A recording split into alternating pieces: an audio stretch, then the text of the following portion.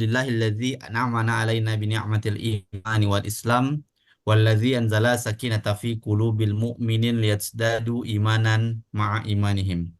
Asyhadu an la ilaha illallah wahdahu la syarikalah wa asyhadu anna Muhammadan abduhu wa rasuluhu la nabiyya ba'dah.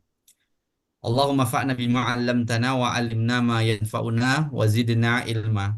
Allahumma inna na'udzubika min ilmin la yanfa' wa min qalbin la yakhsha' wa min nafsin la tasba' wa min du'a'i la yusma'. Amin ya rabbal alamin. Ahibati fillah rahimullah tabaraka wa ta'ala. Alhamdulillah kita bersyukur kepada Allah tabaraka wa ta'ala. Allah masih memberikan kesempatan buat kita untuk membersamai aktivitas thalibul ilmi kita pada malam hari ini. Ini merupakan komitmen kita di Dewan Dakwah setiap Jumat malam ya. Insya Allah kita akan tetap ngaji pendidikan dan insya Allah sekarang sudah masuk pada putaran yang ke-13 dalam ngaji pendidikan kita ini. Dan semoga Allah berikan kita tetap komitmen dan keistiqomahan untuk kita terus membersamai aktivitas kita. Insya Allah. Dan semoga Allah berikan kemudahan buat kita dan Allah berkahi aktivitas kita ini.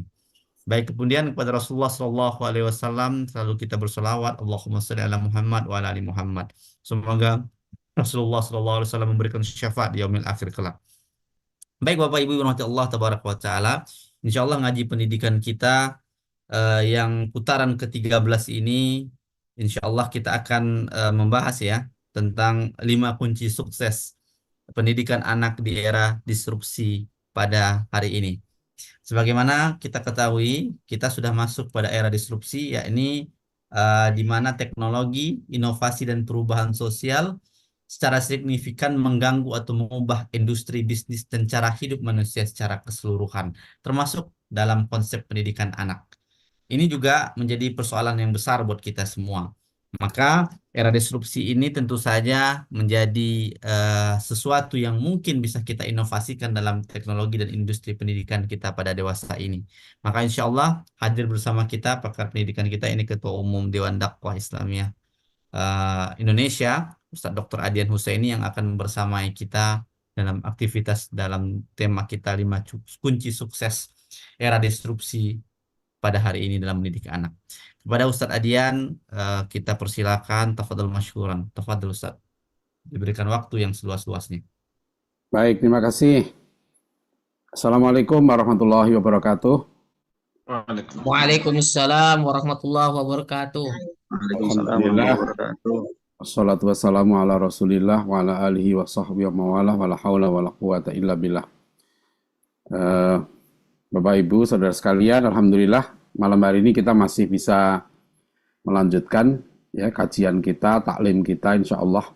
Setiap Jumat malam kita usahakan untuk kita bisa tholabul ilmi tentang pendidikan kita. Mudah-mudahan ini semua menjadi amal ibadah kita dan kita mendapatkan apa yang kita tuju ya, yaitu ilman nafi'an, ilmu yang bermanfaat. Dan terima kasih atas kehadirannya. Saya mohon maaf tidak bisa menyebut satu persatu. Ada Bapak Evi, ya, Evi Sinaro, beliau Ketua IP, Asosiasi Yayasan Pendidikan Islam. Di sini saya lihat ada Profesor Nur Rihana, ya, dosen di Universitas Ibnu Khaldun. Ada beberapa Ketua Dewan Dakwah, Bapak Muhammad Roin dari Dewan Jawa Barat, dan yang lain-lain ya, mohon maaf ini nggak bisa sebut satu persatu. Saya langsung saja supaya nggak kemana-mana, ada slide yang sudah saya siapkan. Jadi kalau tema kita ini adalah 5 kunci sukses pendidikan anak kita, ya tentu ini berdasarkan pengalaman ya, berdasarkan pengalaman selama puluhan tahun lah ya menekuni dunia pendidikan ya, baik saya sebagai ketua program Doktor Pendidikan Islam maupun pendiri dan pembina di pesantren At-Taqwa Depok, juga di keluarga ya, mendidik anak-anak sendiri, menjadi pengalaman bagaimana sih sebetulnya kunci sukses pendidikan itu. pertama tentu Bapak Ibu sekalian ya, apa sih yang dimaksud sukses ya? Karena sekarang kalau orang membayangkan sukses ya pendidikan itu ya biasanya ya umumnya kalau saya tanya nih pada banyak sekolah yang dikatakan orang bilang sekolah mahal, sekolah-sekolah Islam, pesantren-pesantren yang uang masuknya di atas 50 juta ya atau bahkan ada yang di atas 100 juta atau bulanannya yang sekitar 5 sampai 10 juta. Kalau saya tanya ini pada teman-teman yang mengelola sekolah-sekolah ini atau pesantren-pesantren yang biayanya ada yang menyebut mahal. Kalau menurut saya sih murah. Cuma saya nggak bisa bayar gitu. Ya,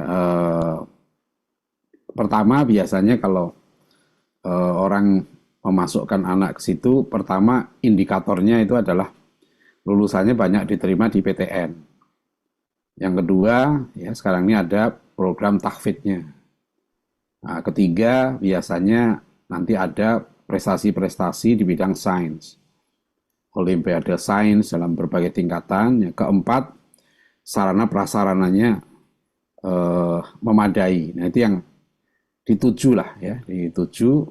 Kenapa sih semangat ya banyak orang tua mengirim anaknya ke lembaga-lembaga pendidikan Islam yang ya diakui punya keunggulan itu. Nah, tapi sebenarnya kalau kita membaca ya, merenungkan ajaran Islam tentang keilmuan ini ya, sebetulnya yang dikatakan sukses ya dalam pendidikan itu kalau anak itu mendapat ilman nafi'an. Karena inilah yang diajarkan Rasulullah SAW ya. Allahumma inni as'aluka ilman nafi'an ya wa rizqan thayyiban wa amalan mutaqabbala. Jadi masalah ilman nafi'an inilah ya tadi juga Ustaz Dian ya moderator juga membaca doa Allahumma inni a'udzubika min ilmin la yanfa ya. Jadi Rasulullah juga perintahkan salullaha ilman nafi'an. Ya mintalah kamu pada Allah ilman nafi'an itu ya, ilmu yang bermanfaat. Nah, ini yang kita tuju. Nah, masalahnya tentu adalah pada ta'rif ya, definisi. Ya, karena pengalaman saya kalau saya tanya di banyak ya lembaga pendidikan, tokoh-tokoh pendidikan atau mahasiswa-mahasiswa yang S2, S3, itu apa sih artinya ilman nafi'an? Kita kan berdoa ya kan, ya Allah berikanlah aku ilmu yang bermanfaat. Bermanfaat itu apa gitu ya. Lalu itu ada definisinya. Dan di sini misalnya saya mengambil definisi yang yang diberikan oleh Imam Al-Ghazali ya dalam kitab Bidayatul Hidayah. Saya dulu di kampung SMP itu ngaji kitab ini. Jadi sejak SMP saya sudah ngaji kitab Bidayatul Hidayah. Kalau malam pagi SMP, malam ngaji kitab ini. Jadi sebenarnya untuk anak-anak SMP ini bagus kitab ini. Sebab di sini ada makna yang penting. Jadi kalau berdoa dapat ilmu manfaat, apa sih yang dimaksud ilmu manfaat itu ya? Nah, ini yang dimaksud ilmu manfaat itu. Wal ilmu ya an-nafi'u ma yazidu fi khaufika minallahi ta'ala. Jadi ilmu yang bermanfaat itu ilmu yang menambah ya rasa takutmu kepada Allah. Jadi bukan tambah berani bermaksiat pada Allah gitu ya. Jadi tambah takut untuk bermaksiat kepada Allah, takut untuk durhaka kepada Allah. Wa yazidu fi basiratika bi uyubi nafsika. Nah, ini menarik ya, Imam Al-Ghazali menyebut ilmu yang nafi' yang bermanfaat itu adalah ilmu yang menambah ketajaman ya mata hatimu untuk mengenali cacat-cacat dirimu. Jadi orang yang ilmu manfaat dia semakin tahu kelemahan dirinya. Ya, sehingga nanti dia terdorong untuk semakin memperbaiki diri. Wa yazidu fi ma'rifatika bi ibadati rabbika azza wa jalla ya. Jadi semakin ma'rifat ya untuk beribadah pada Allah. Kemudian wa yuqallilu min raghbatika fid dunya. Memperkecil ya kecintaan pada dunia. Nah, jadi kalau orang tambah ilmu tapi tambah cinta dunia, nah itu ilmunya la yanfa. Ya enggak bermanfaat. Wa yazidu fi raghbatika fil akhirah. Menambah kecintaanmu kepada akhirat. Ya, wa yaftahu basirataka bi afati a'malika hatta tataharraza minha. Jadi ilmu yang nafi itu juga punya ciri apa? Dia membuka ya mata hatimu untuk mengenali apa itu bi afati a'malika ya, cacat-cacat amalmu. ya. Dan jadi kelemahan-kelemahan amal kita itu bagian kita kenal. Hatta tatakharraza minha, sampai terhindar kita dari kelemahan amal kita itu. Wa yutliuka ala makaidi syaitani wa gururihi wa kaifiyati talbisi alal ulama isu. Nah, ini yang luar biasa ini ya. Jadi juga ilmu yang bermanfaat itu mengantarkan kita ya untuk mengenal ya tipu daya setan dan apa kiat-kiat setan ya melakukan tipu daya kepada ulama su. Ya, sebab setan ini sangat bergairah untuk menyesatkan ya orang-orang pandai. Nah, itu jadi kalau ilmu kita manfaat, kita semakin tahu. Ya, kenapa sih Imam Al-Ghazali sangat menekankan ini ya? Karena memang beliau berpendapat ya, akar masalah umat Islam itu sehingga nanti umat Islam itu kalah dengan pasukan salib dan Yerusalem jatuh di tangan pasukan salib tahun 1099 itu akar awalnya itu pada ulama su ini. Ya, maka terkenal rumusnya Al-Ghazali yang sering dibaca juga oleh Pak Mahfud MD. Ya, inna fasada ra'ayati bi fasadil muluk ya, wa fasadal muluk bi fasadil ulama. Wa fasadal ulama bi hubbil mal wal jah. Jadi rakyat rusak karena penguasa rusak karena ulama rusak karena cinta dunia dan cinta harta, ya, cinta harta dan cinta kedudukan. Nah, ini ya, jadi ini ilmu nafi, artinya kalau ilmu itu nggak semakin mendekatkan diri pada Allah, ya artinya nggak manfaat, gitu ya. Sepandai apapun dia, gitu ya, itu layan fa.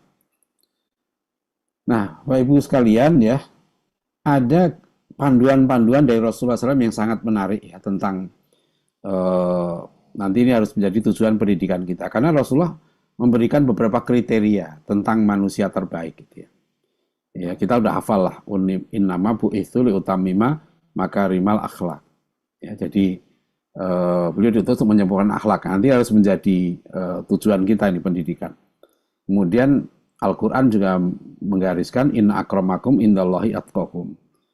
Kemudian khairun nas anfa'uhum linnas. Jadi kalau kita perhatikan nih, dahsyat sekali nih kalau kita bandingkan dengan taksonomi Bloom ya. Order ya, tingkatan-tingkatan berpikir itu dari mengingat, memahami, mengaplikasikan, menganalisis, mengevaluasi. Paling tinggi dia to create ya, menciptakan. Ya, jadi kalau di disertasi kan KKNI 9 ya. Yang melahirkan teori. Jadi orang yang memberikan satu kreasi yang baru lah gitu ya. Nah itu disebut ini tertinggi katanya dalam order. Tapi sebetulnya kalau berhenti di sini, ya ini belum selesai nih. Karena kalau dia misalnya mendapat temuan-temuan baru gitu ya, temuan-temuan baru tentang apalah teori, dapat hak paten dan sebagainya. Tapi kalau nggak manfaat buat apa? Gitu. Karena yang tertinggi itu yang anfa'uhum linnas. Jadi panduan Rasulullah SAW ini saya harus menjadi panduan betul ya dalam pendidikan kita bahwa ilmu yang manfaat itu memang yang ini kan anfa'uhum linnas. Ya, jadi ilmu itu bukan hanya untuk dirinya tapi bermanfaat bagi manusia itu. Ini menurut saya dahsyat sekali ya. Sebab nanti dalam pendidikan ya kita tidak boleh terjebak ya hanya kepada sukses itu adalah untuk anak-anak pintar, karena pendidikan itu untuk semua orang ya, dan pendidikan itu harus melahirkan orang baik ya. Kalau istilah Prof. Alatas, to produce a good man as individual self gitu ya. Jadi tujuan pendidikan itu adalah melahirkan orang baik ya sebagai manusia ya. Ini tujuannya. Nah, untuk mencapai itu ya, ini Bapak Ibu hadirin sekalian bisa menambah ya, tapi pengalaman saya ini memahami yang 5 ini, anak itu menguasai yang 5 ini sudah bisa menjadi kunci pembuka itu kepada yang lain, menjadi basis. Yang pertama adalah niat. Ya, kalau mau sukses, niatnya harus benar, karena ini dasar sekali ya. Nah ini pentingnya menurut saya, belajar kitab Ta'limul Muta'alim ini. Saya nggak setuju dengan guru gembul yang mengatakan Ta'limul Muta'alim ini kitab yang sudah out of date ya, sudah bahkan dia bilang menyebabkan stagnan lah, pendidikan Islam tidak maju, tidak berkembang. Ini menurut saya keliru. Ya, jadi karena kitab ini sangat berharga. Ya, dan kitab ini sama dengan kitab ini ya posisinya itu ditulis oleh Syekh Az-Zarnuji kira-kira 40 tahun ya sebelum jatuhnya kota Baghdad tahun 1258. Jadi sama, kitab ini mengingatkan bahaya orang mencari ilmu tapi nggak dapat ilmu yang manfaat gitu. Nah, jadi waktu itu banyak orang cari ilmu tapi nggak dapat ilmu manfaat gitu. Nah, ini yang nanti problem kita terbesar itu problem ilmu. Maka niat ini sangat penting, harus ditekankan niat ya. Lihat kalau kita dalam kitab ini cukup jelas ya. Apa sih niatnya? Wa bagi ayyan wiyal al-muta'allim bi talabil ilmi ridallahi ta'ala. Jadi orang itu mencari ilmu ya, niatkan untuk mencari ridho Allah. Ya, dan mencari akhirat, wa darul akhirat. Wa izalatal jahli, menghilangkan kebodohan an nafsihi. Ya, dari dirinya. Wa ansail juhali. Ya, dan dari semua kebodohan. Wahya ad-din, ya, niat mencari ilmu itu harus untuk menghidupkan agama. Wa ibqa al-islami, dan untuk mempertahankan Islam. Fa inna baqa al-islam bila ilmi, ya, sebab Islam itu bertahan, eksis, jaya karena ilmu. Ya, dan tidak sah ya zuhud takwa ma'al jahli. Jadi orang mau zuhud mau takwa dengan kebodohan itu nggak sah. Bapak Ibu sekalian, ada yang sangat menarik dalam kitab dalam kitab Ta'limul Muta'alim ini, yaitu tentang pertanyaan, bolehkah ya orang atau anak mencari ilmu dengan niat untuk mencari dunia? Ya. Jadi gini, istilahnya itu, bagaimana kalau mencari ilmu untuk thalabul jah, mencari kehormatan, ya. Nah, itu boleh, ya. Tetapi, nah ini harus disyaratkan untuk lil amri bil ma'ruf wa nahyi anil munkar wa tanfidil haqqi wa izaziddin, ya. La li nafsihi wa hawahu fayajuzu. Niqadri ma yuqimu bihi al amra bil ma'ruf wa nahyi anil munkar. Jadi gini, kata Syekh Az-Zarnuji, ya. Orang mencari ilmu untuk dunia, misalnya gini, saya mencari ilmu supaya jadi dokter, supaya nanti saya punya pasien banyak, ya, saya bisa nolong orang, apakah itu boleh gitu ya? Boleh, dengan catatan dia niatkan itu untuk amar ma'ruf nahi mungkar, untuk perjuangan. Saya mau jadi tentara supaya nanti jadi jenderal, nah nggak boleh berhenti di situ, ya. Dan bukan untuk dirinya, la li nafsihi wa hawahu.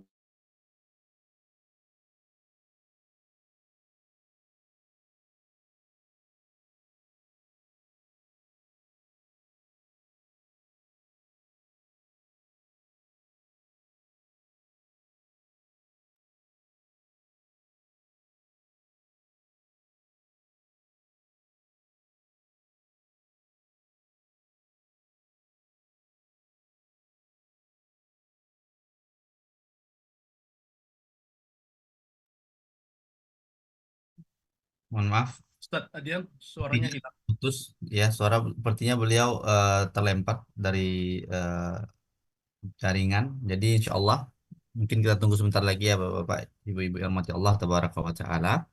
Jadi sedikit gambaran beliau tentang eh, menuntut ilmu ya, sekaligus tentang ilmu yang bermanfaat. Jadi insya Allah ini sangat luar biasa. Jadi mudah-mudahan nanti beliau sampai masuk lagi dengan jaringan sepertinya.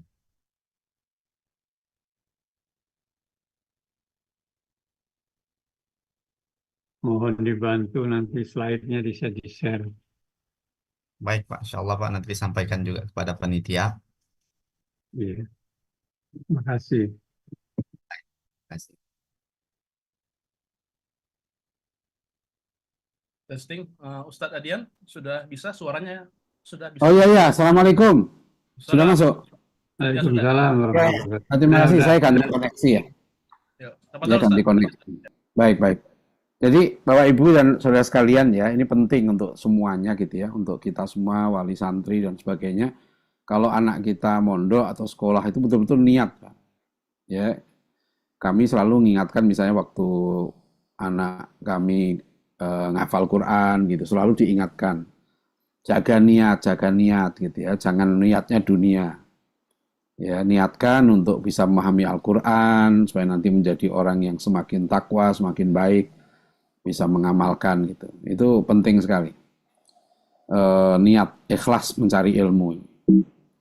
Jadi orang tuanya juga harus niatnya yang benar. Makanya Imam Al-Ghazali ya dalam Bidayatul Hidayah ini sangat keras sekali beliau mengingatkan bahaya ya salah mencari ilmu ya, sampai beliau mengatakan jika Anda mencari ilmu ya untuk hebat-hebatan, untuk orang Jawa bilang umu-umuan gitu ya, supaya dikatakan paling hebat, menjadi perhatian ya, wa taqaddum alal akron wastimalata wujuhin nas ilaika ya, supaya semua mata tertuju kepada kamu gitu. Wa jam'a khutamid dunia ya, dan tujuannya untuk menghimpun harta benda dunia, fa antasain fi hatmi dinika. Maka Anda sudah berjalan untuk menghancurkan agama Anda. Jadi Anda sebetulnya kalau sudah salah niat seperti itu, kata Al-Ghazali ya, itu sudah merusak, menghancurkan agamamu sendiri. Ya, merusak dirimu ya. Dan wabai akhiratika bidunyaka, dan menjual akhiratmu dengan duniamu. Ya, jadi itu sampai dikatakan ya akan rugi semuanya termasuk gurumu gitu ya. Itu wahwa kapai saifi min qati'i thariq. Sampai gurumu itu kalau begitu seperti apa namanya? Menjual golok itu ya kepada perampok gitu. Jadi kan ini sangat keras. Jadi kalau nyari ilmu tujuannya salah, itu sebetulnya gurunya itu ngasih ilmu ya yang tinggi kepada orang yang dia perampok gitu. Nanti akan merusak. Jadi ilmu itu nanti nggak akan bermanfaat. Ya, jadi nah ini sebetulnya kan problem kita yang sangat serius. Apalagi Rasulullah SAW memang sudah menegaskan ya, man ta'allama ilman mimma yubtagha bihi wajhullahi azza wa jalla la yata'allamuhu ya illa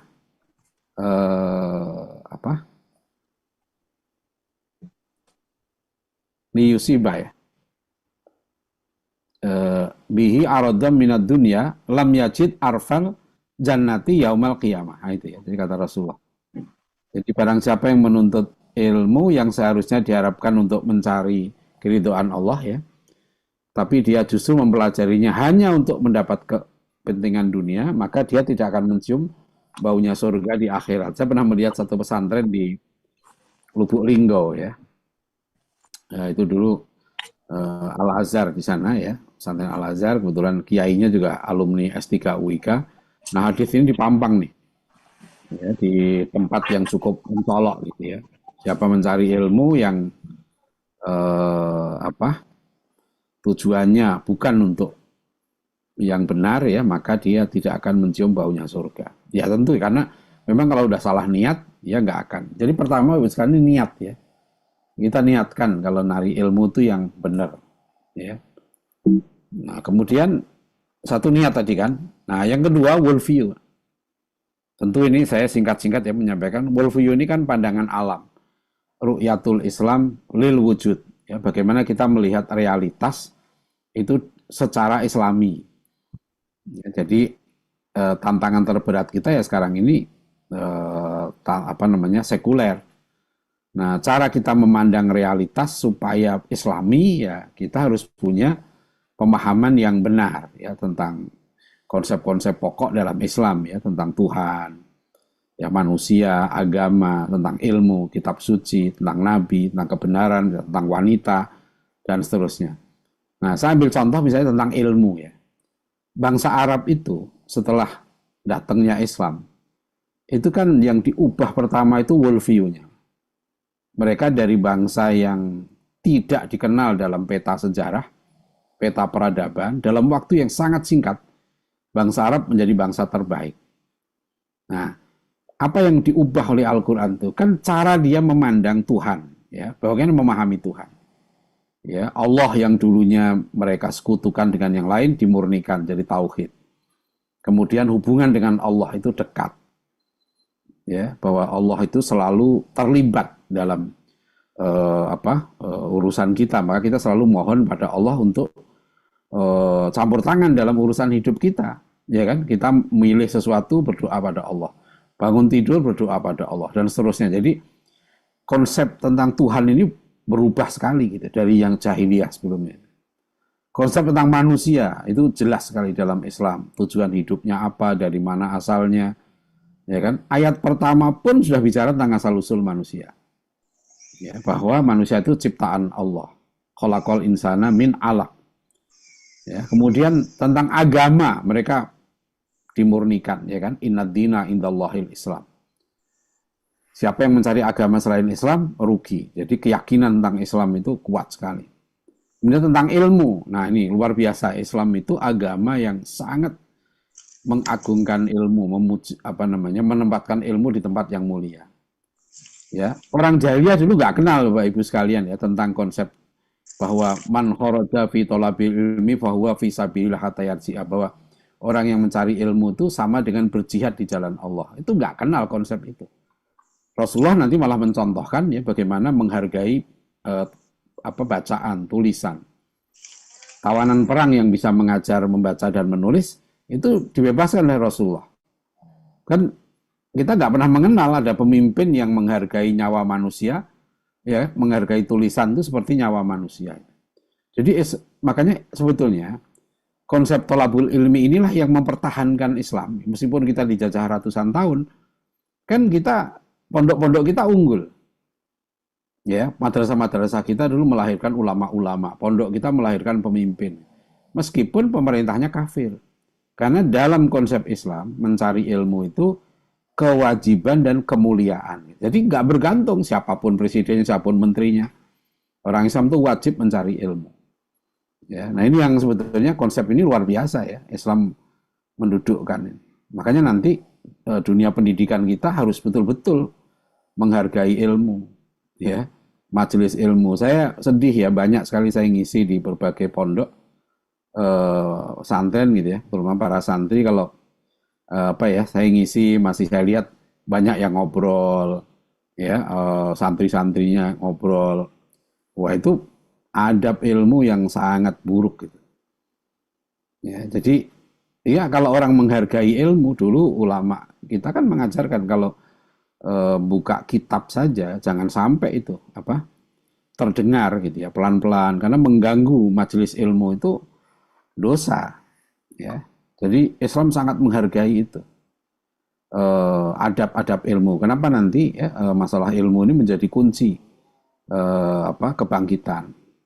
Jadi yang diubah Bapak Ibu sekalian ya, dari bangsa Arab waktu itu adalah Al-Quran itu mengubah worldview, cara pandang dia terhadap manusia, terhadap kitab suci, terhadap nabi, ya, itu berubah. Nah, maka mereka kemudian menjadi orang yang pembelajar, ya, orang yang cinta pengorbanan. Kan saya sering menyampaikan begini, coba ya, Ahlus Suffah di Madinah itu orang-orang miskin, ya, tapi mereka cinta ilmunya luar biasa. Ya, Abu Hurairah radhiyallahu anhu itu Ahlus Suffah. Ya, pernah pingsan di masjid karena lapar. Tapi Abu Hurairah kita lihat kan aktivitas ilmunya beliau luar biasa.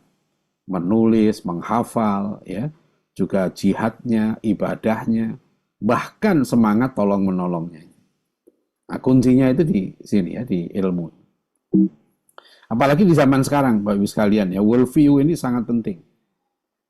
Ya, karena sekarang kita sedang diuji ya oleh Allah dengan ujian pemikiran, ya, ujian dominasi al-maghdub dan ad-dhalin ini kuat sekali. Jadi kalau kita berdoa supaya ditunjukkan siratal mustaqim, ya, maka kita juga disuruh berdoa menghindarkan diri dari jalan al-maghdub dan jalan ad-dhalin itu. Dan Rasulullah sudah menyebutkan banyak sekali, ya. Misalnya la tattabi'unna sunana man kana qablakum shibran bi shibrin dhira'an bi dhira'in hatta law dakhalu fi juhri dhabin lataba'tumuhum, ya. Aku khawatir, kata Rasulullah, kalian akan ikuti sunnah-sunnah orang sebelum kalian. Ya, sedikit demi sedikit sampai kalau mereka masuk lubang biawak sekalipun kamu ikuti mereka. Apakah mereka Yahudi dan Nasrani? Ya Rasulullah, qala faman. Ya, jadi sebetulnya ya ujian yang kita hadapi saat ini, ujian iman, itu nggak lebih ringan daripada ujian yang dihadapi saudara kita di Gaza. Di Gaza saudara kita menghadapi tantangan fisik seperti kita dulu dijajah, ya. Tapi sekarang ini kita menghadapi ujian iman, tantangan pemikiran yang bisa menyeret ya seorang itu keluar dari jalan kebenaran Shirathul Mustaqim itu. Ya, jadi ini perlu, maka Rasulullah mengingatkan kan, setiap anak lahir dalam keadaan fitrah gitu kan. Apa fa'abawahu yuhawidanihi ya. Ya, lihat kan, maka Al-Qur'an memberikan ciri-ciri itu.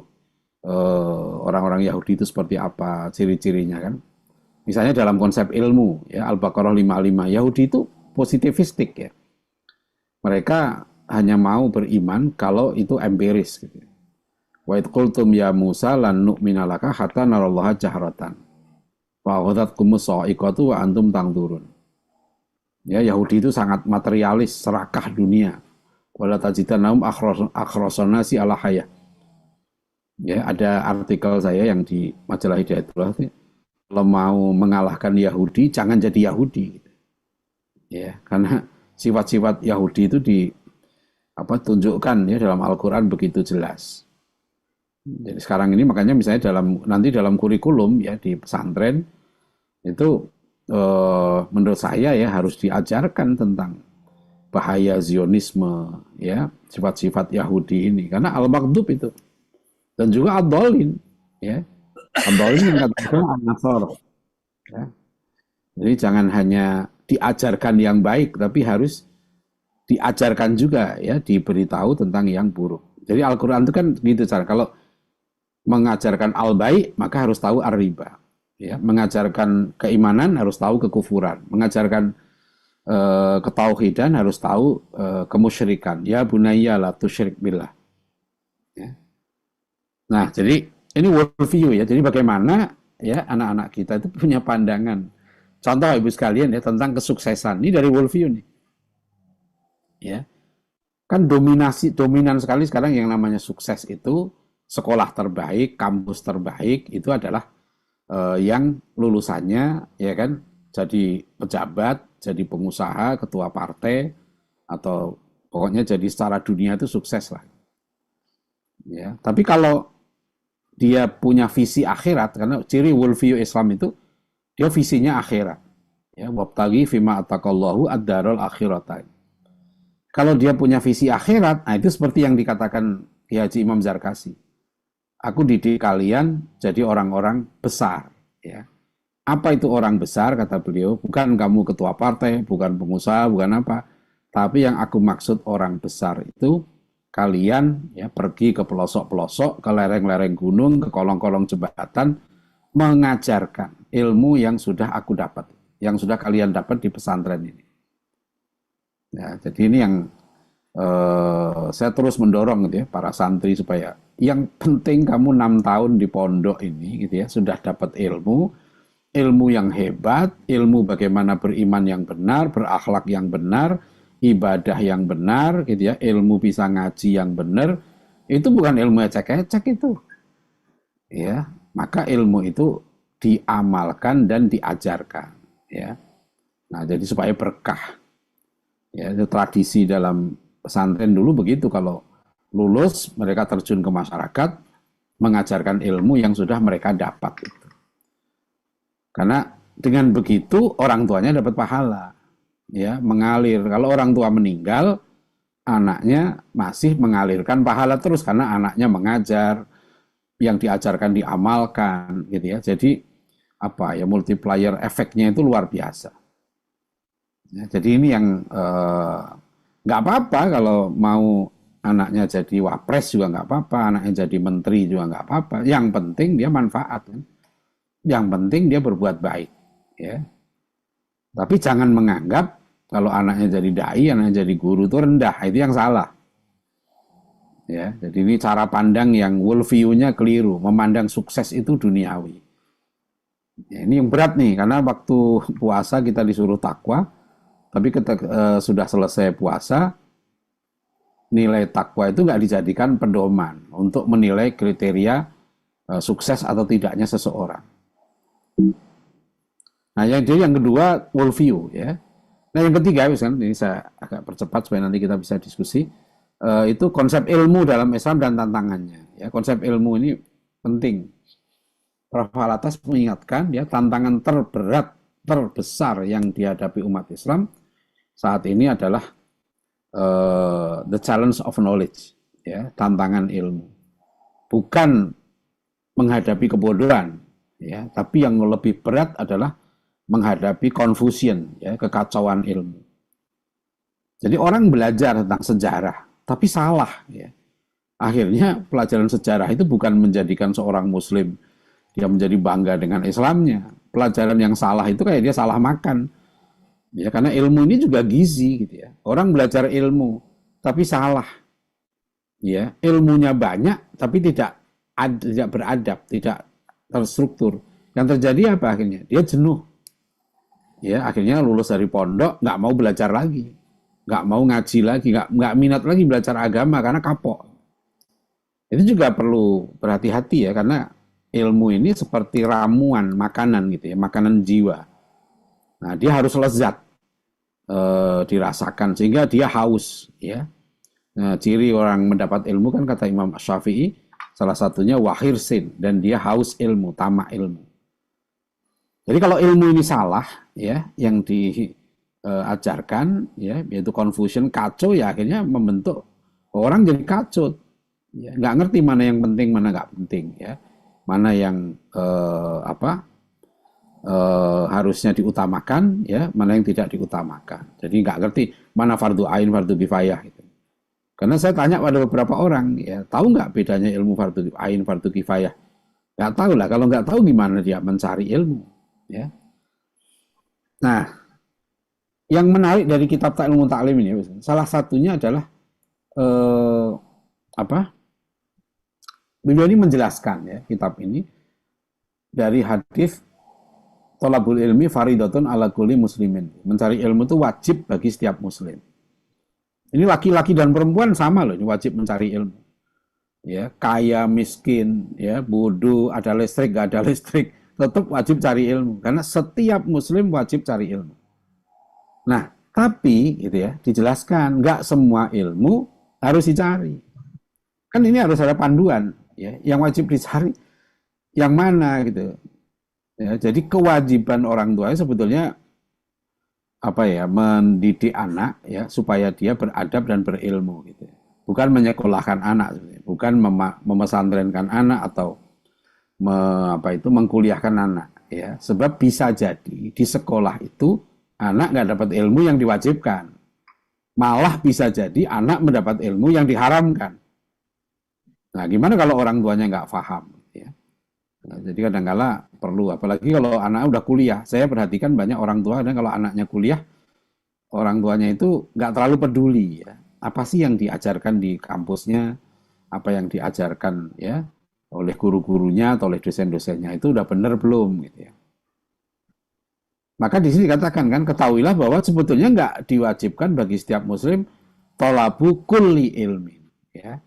Jadi yang enggak diwajibkan orang itu belajar semua ilmu, enggak lah ya. Yang diwajibkan apa? Tholabul ilmil hal. Jadi ilmu hal itu ilmu yang diperlukan ya ketika suatu kewajiban harus dilaksanakan. Ini kan indah nih, tafsir ini bagus sekali ya, cocok untuk panduan kita, anak-anak kita mencari ilmu gitu. Ya. Nah, jadi misalnya begini kan, dia harus sholat, ya dia wajib sholat, berarti wajib tahu ilmunya sholat. Gitu juga waktu dia saum, haji, gitu ya wajib tahu ilmu yang dibutuhkan. Dia wajib akidahnya benar, dia wajib belajar untuk ilmu akidah yang benar. Dia wajib mempertahankan akidahnya dari paham-paham yang menyesatkan, gitu ya misalnya. Nah, berarti dia harus belajar juga, ya. Maka kami di pesantren misalnya sejak SMA lah minimal ya, umur 15 tahun terutama dia sudah akil balik itu harus kita berikan pemahaman tentang akidah yang benar dan tantangannya. Kalau di era sekarang dia harus tahu apa itu pluralisme, sekularisme, liberalisme, ya, relativisme, gender, ya, LGBT. Itu harus tahu, ya. Bahaya sekali kalau anak-anak di masa sekarang ini tidak mengerti, ya. Itu fardu ain, menurut saya itu ilmu fardu ain, wajib bagi setiap muslim. Kemudian apa namanya? Nah, ada lagi ilmu fardu kifayah, ya. Ini yang menarik gini Bapak Ibu sekalian, ya. Di dalam kitab ini, Syekh Hasanuddin memberikan panduan. Fardu kifayah, ilmu fardu kifayah itu ilmu yang wajib dipelajari, ya, oleh sebagian orang muslim. Jika sebagian sudah melaksanakan, ya, di satu negeri, maka sakoto anil bakin, yang lain gugur kewajibannya. Nah, tetapi kalau di satu negeri itu nggak ada semuanya yang menguasai ilmu yang diwajibkan itu, maka semuanya berdosa. Terus gimana? Maka wajib bagi imam, ya, pemimpin, ya, ayyak murahum bidzalika wa yujbiro ahlal baldati ala dzalika. Jadi misalnya kok di satu negeri atau di satu kawasan gitu ya, misalnya di Depok ini gitu ya, dokter kandungan ini kurang, ya, maka pemerintah wajib, ya, untuk memaksa, ya, penduduk mengambil ilmu itu. Saya sekarang mengambil contoh begini, yang jadi dokter itu berjubel, ya, sampai ditolak-tolak di kampus-kampus. Tapi, ya, yang mempelajari tentang apa, yang mau menjadi guru sejarah, guru Pancasila itu masih sangat kurang. Yang benar gitu ya, yang mujahid gitu, sangat kurang. Sehingga banyak sekolah-sekolah Islam yang sekarang ini memerlukan, ya. Saya sekarang menganjurkan di beberapa pesantren, santri-santri, ya, nanti kalau lulus, ya, itu mengambil kuliah pendidikan sejarah, pendidikan Pancasila, ya. Nah, hanya, ya, karena tidak mudah untuk mencari S1 pendidikan sejarah yang benar atau pendidikan Pancasila yang apa sesuai dengan apa yang dimaksud oleh para tokoh-tokoh kita dulu, ya, para pendiri bangsa kita ini. Maka sekarang saya berpendapat, ya, saya pribadi sebaiknya untuk S1-nya itu mengambil kuliah yang sifatnya basic, ya, menguatkan akidah, pemikiran, ya, pemahaman sejarah, sehingga nanti dia menjadi guru itu di tingkat S2. Dia bisa ngambil S2 untuk menjadi guru di bidang mata kuliah tertentu tadi. Nah, kami pernah di Dewan Dakwah punya program kerjasama untuk pendidikan guru agama tingkat S2 dengan UPI Bandung, Universitas Pendidikan Indonesia. Ya, itu sampai 3 angkatan waktu itu. Jadi kita ingin guru-guru agama itu kualitasnya tinggi. Dan Dewan Dakwah waktu itu punya program memberi beasiswa S2 untuk guru-guru agama. Sekarang kami sedang menjajaki, ya, dengan 2 kampus untuk kerjasama satu, ya, pendidikan guru Pancasila, ya, kami sedang ada pembicaraan dengan satu universitas di Jawa Timur, Universitas Muhammadiyah di Jawa Timur untuk pendidikan S2 guru Pancasila ini. Jadi kita memang ada beberapa keahlian gitu ya yang harus disiapkan. Karena itu dibutuhkan oleh umat Islam, ya. Nah, ini contoh ilmu fardu kifayah. Jadi bukan fardu kifayah itu bukan begini, mana duitnya banyak gitu, enggak begitu, ya. Yang penting kewajibannya dilaksanakan. Pendidikan yang paling penting Bapak Ibu sekalian, ya. Karena kalau di akhirat nanti ditanya, ya, kita itu udah didik dengan benar belum? Ya, itu yang penting. Itu yang kita tanggung jawabkan di akhirat itu di situ, ya. Ya. Nah, saya Hasanuddin ini memberikan perbandingan. Kalau ilmu fardu ain itu seperti makanan. Kalau ilmu fardu kifayah itu seperti obat. Ya, sifatnya gitu. Nah, makanya ada satu tesis di KESIS, ya, UTM Malaysia, bagus tuh, menyusun kurikulum berdasarkan ilmu fardu ain, fardu kifayah. Dia 3, ya, pandangan ulama dan tokoh itu, Syekh Hasanuddin, kemudian Al-Ghazali dan Syekh Aqib Al-Atas. Itu konsep fardu ain, fardu kifayahnya disusun di situ, ya. Kapan-kapan bisa kita bedah itu tesisnya itu. Nah, tentang ilmu fardu kifayah ini itu juga penting sekali Karena Rasulullah mengingatkan manusia itu seperti barang tambang ya. Jadi jangan sampai salah didik. Ya, kalau dia emas ya didik jadi emas. Maka Rasulullah itu kan mendidik sahabat itu macam-macam. Ada yang jadi ahli tafsir, ada yang jadi ahli fikih seperti Abdullah bin Umar ya, ada yang ahli perang seperti Khalid bin Walid. Ya, macam-macam sesuai dengan potensinya ya, tapi fardu ainnya selalu dapat. Ya, ingat rumus yang dulu pernah kita bahas ya, konsep abadi pendidikan Islam. Itu pertama adalah menanamkan adab atau akhlak mulia, yang kedua mengutamakan ilmu fardu ain, dan yang ketiga adalah memilih ilmu fardu kifayah yang tepat. Jadi sekedar gambaran begini, kalau anak pinter, jangan diarahkan dididik menjadi praktisi. Anak pinter harus dididik menjadi ulama, menjadi pemimpin, ya, menjadi guru. Dan dia bukan hanya menguasai satu bidang ilmu. Ya, kan nanti dia potensinya yang istilah saya kan gini, kalau anak singa didiklah dengan standar singa, jangan dengan standar kucing, nanti dia ngeong. Ya, anak elang jangan dididik dengan standar burung blekok. Nah, di sini kelemahan ya pendidikan massal, ya, karena pendidikan ini melahirkan karyawan-karyawan secara massal, akhirnya pendidikan itu sifatnya masif, bahkan kadang-kadang pendidikan pun itu nggak ada, hanya training ya. Nah, dari ilmu, jadi masalah ilmu ini sangat penting ya, ilmu tentang adab ilmu, konsep ilmu, tantangannya ya, untuk sukses tadi. Yang keempat, misalnya, ini jam berapa ini? Ya, sebentar ya. Jadi sejarah yang benar dan tepat. Karena Al-Quran itu sebagian besar isinya sejarah. Kalau menurut Prof. Alatas, ya, belajar sejarah yang benar ini termasuk ilmu fardu ain.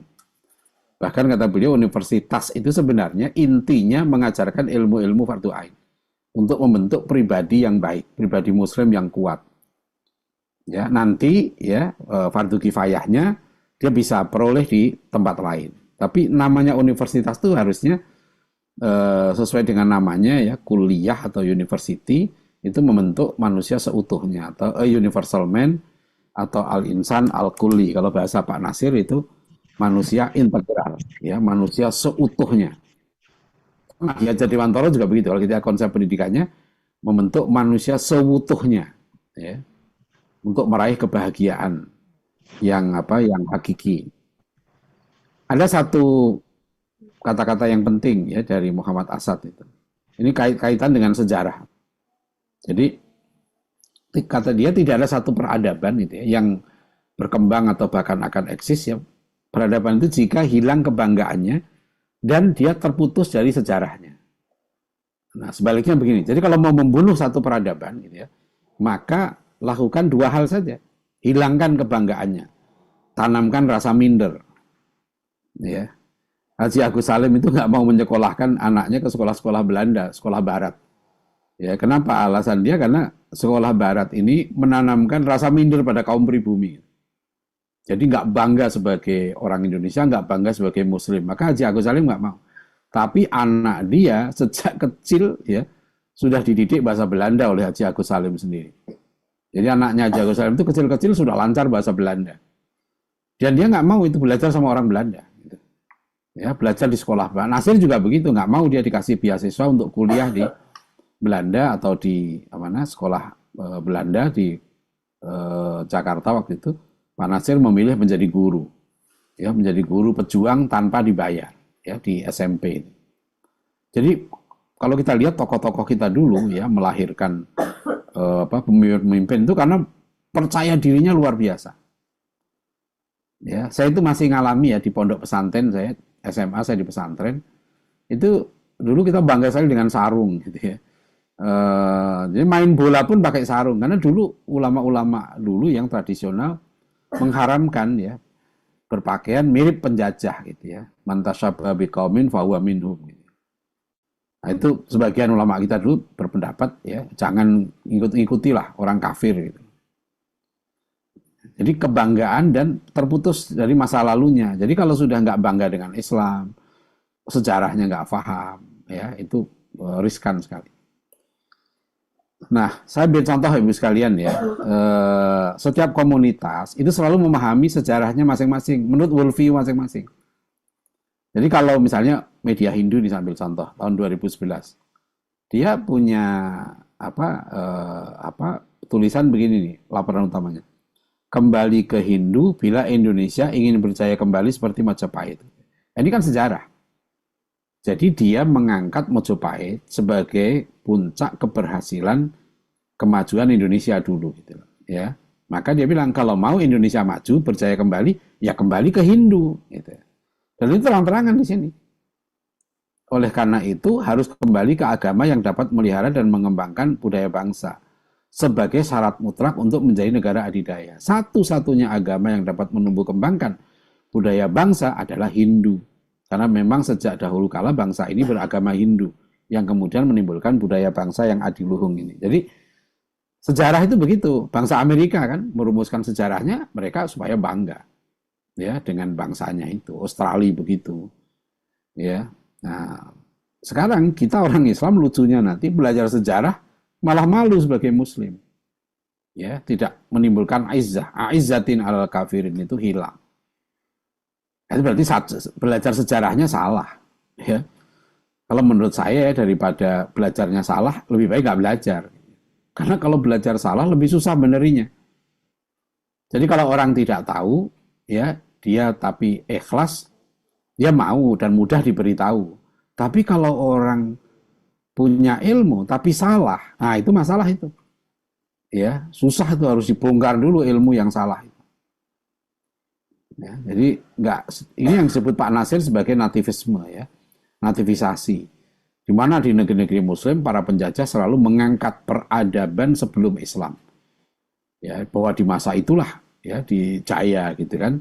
Nanti Islam diposisikan sebagai penghancur kejayaan bangsa itu. Di Mesir yang diangkat Fir'aunnya, gitu kan, di Indonesia yang diangkat Majapahitnya. Ini sudah global strategi untuk mengangkat masa lalu zaman pra-Islam. Nah, contoh lagi kan, bagaimana fatalnya pelajaran sejarah kita yang sejarah manusia ya itu disebut berasal dari hominid. Ini kan rekaan ya. Bahwa ini nenek moyang, ya akhirnya manusia kalau dilihat ini cara belajar sejarah ini tujuannya untuk apa sih ini? Untuk survive. Anak-anak kan diajari dulu, saya diajari tentang alat produksi dan lain-lain. Jadi apa sih yang penting hidup itu supaya untuk bisa cari makan? Itu yang diletakkan terpenting. Nah nanti ini kita bisa lihat ya buku sejarah ini sudah memberikan garis kan tentang dulu manusia itu begini. Jadi nggak ada cerita Adam. Mereka nggak mau pakai Quran. Ya padahal ini kan anak-anak Muslim yang diajar. Ya. Jadi menurut saya ya, pengajaran kurikulum yang bertentangan dengan Al-Quran itu melanggar konstitusi pasal 29 ayat 2. Ya karena di situ ditegaskan ya pemerintah ya menjamin atau negara menjamin ya kemerdekaan setiap penduduk untuk memeluk agamanya masing-masing dan beribadah menurut agama dan kepercayaannya itu. Ya, jadi itu jelas sekali. Beribadah itu masuk mencari ilmu kan. Jadi harusnya umat Islam itu mencari ilmu yang benar dan negara harus menjamin. Ya, jangan memaksa anak-anak untuk belajar kurikulum yang salah. Ya, yang bertentangan dengan ajaran Islam itu bertentangan dengan konstitusi. Sebagai contoh Ibu sekalian ya, pelajaran sejarah di kita ini, saya mencoba membandingkan ya, bagaimana anak-anak ya, saya dulu dikenalkan dengan tokoh Ken Arok. Ya. Ken Arok itu sampai dibuat patung besar tuh di Malang. Ya. Apa sih sebenarnya positifnya Ken Arok? Ya. Ken Arok ini kan, kalau kita lihat biografinya saja, hampir nggak ada yang positif. Ya. Dia pemabuk, perampok, kemudian pembunuh, itu ya. Membunuh Tunggul Ametung, kemudian istrinya dikawinin dan seterusnya gitu. Ya dan ya kan coba lihat cerita Ken Arok itu kan gini, pembunuhan, ya, licik dan seterusnya itu kan. Tapi ini anehnya diajarkan padahal pada zaman yang sama dengan Ken Arok bahkan sebelumnya umat Islam sudah punya ya kan ahli geografi yang nanti mampu membuat peta-peta dunia, namanya Muhammad Syarif Al-Idrisi. Ini sezaman loh dengan Ken Arok, bahkan lebih dulu kan. Nah, Setahu saya dulu ya, anak-anak kita nggak dikenalkan dengan tokoh-tokoh ilmuwan Muslim ini.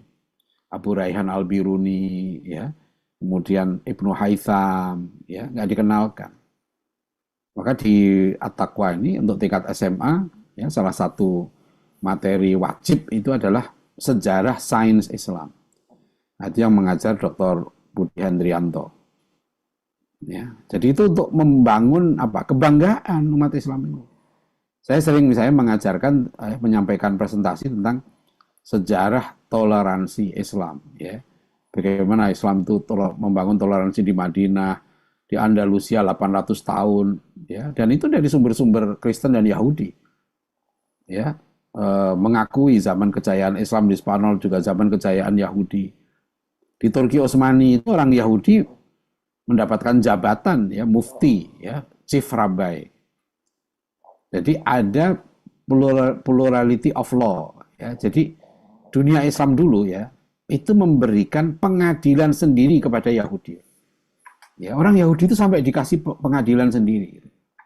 Sekarang orang Barat pun belum sampai loh memberikan kemerdekaan pada orang Muslim untuk membuat peradilan sendiri. Ya, jadi kalau soal toleransi, wah, Islam luar biasa. Itu fakta, ya, bukan apa namanya klaim. Ya, data sejarahnya banyak. Ya. Nah, saya kasih contoh lagi, misalnya bagaimana sejarah sains, ya, transfernya ke Barat. Ada satu buku yang ditulis Tim Wallace-Murphy, What Islam Did for Us. Apa yang Islam perbuat terhadap kami, gitu, bangsa Barat ini.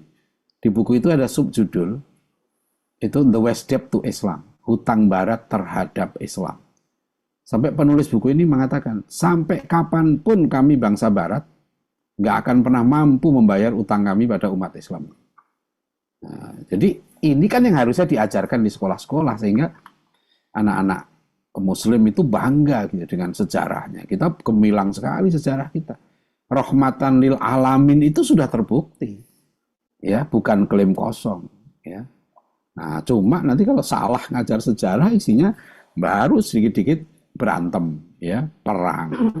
Akhirnya ya anak-anak nggak bangga dia menjadi Muslim. Ini contoh lagi ya, sejarah tentang ulama Nusantara, ya. Ini kan penting sekali mengenai Hasyim Asy'ari, Ahmad Dahlan, ya, Syekh Yusuf Maqosari, Abdul Somad Al-Falimbani. Lihat ya, Syekh Yusuf Maqosari ini ulama yang luar biasa kan.